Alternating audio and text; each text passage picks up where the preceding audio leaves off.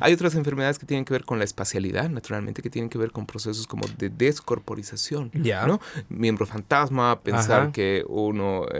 que las partes del mundo son parte del cuerpo, la posibilidad de comprender bien la espacialidad, de perderse en espacios amplios, la angustia por lo social, con el contacto con los otros y demás, el miedo a volar, etcétera, son parte también de esas patologías.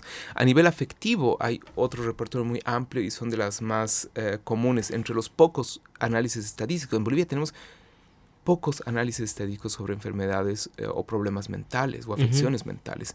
Uno de los estudios más importantes del 2011 de la Organización Mundial de la Salud a nivel regional. Y eso es imposible de pensar, ¿no? Estamos pidiendo un censo, hay una discusión por el censo hoy en día, y ese censo no solamente debería admitir criterios, por ejemplo, como adscripción cultural o adscripción de género, sino también, por ejemplo, debería levantar datos sobre cuál es la población de familias que tienen un paciente o una persona con alguna afección mental.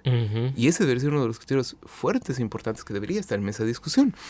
Esto es interesante porque las afecciones, o más bien las patologías afectivas, son muy amplias en nuestro territorio y son generalmente las que conducen a drogodependencia.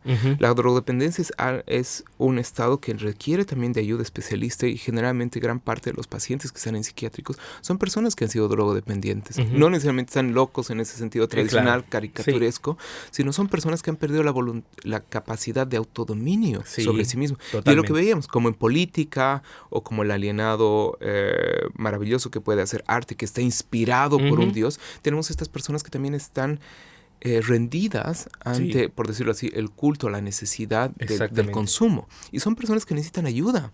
Lo mismo pasa a veces con el amor, ¿no? A veces tenemos cierta patología por recibir cierta forma de amor y necesitamos ayuda. Y eso nos recuerda que así como dormimos todos los días, así también esos niveles de normalidad siempre están como las olas besando la playa, besando lo anormal, ¿no? Entonces, nuestro mundo es un mundo compartido, por decirlo así, con la anormalidad. No tenemos que tener miedo a la enfermedad, a la muerte. Debemos ir al psiquiatra, debemos ir al psicólogo cuando necesitemos ayuda, necesitamos hablar con personas.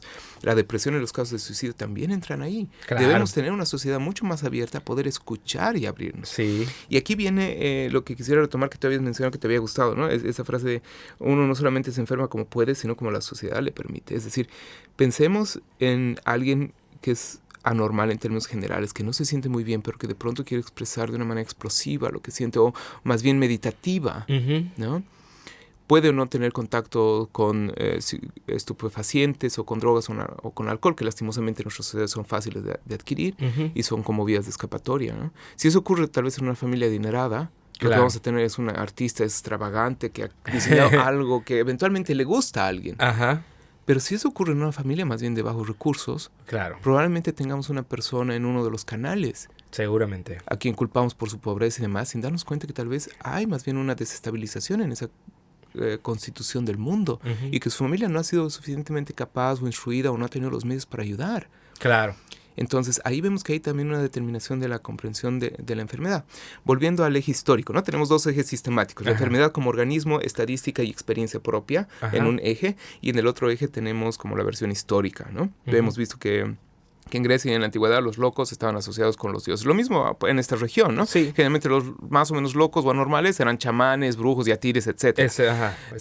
Pero luego en la edad, en la cultura europea, por ejemplo, para la época de la Ilustración, siglo XVII, de manera muy fuerte, los locos comienzan a ser vistos como lo contrario de la razón. Entonces están fuera de la razón y están fuera de los patrones. Todavía se mantiene eso para nosotros. Pero en general esos locos que están fuera de la razón no sirven, llegan a ser violentos, improductivos, no trabajan, no logran adecuarse a la sociedad, son pobres y por eso son además locos y enfermos, ¿no? Y ahí viene la idea de estigma social que se ha generado y que se mantiene muchas veces.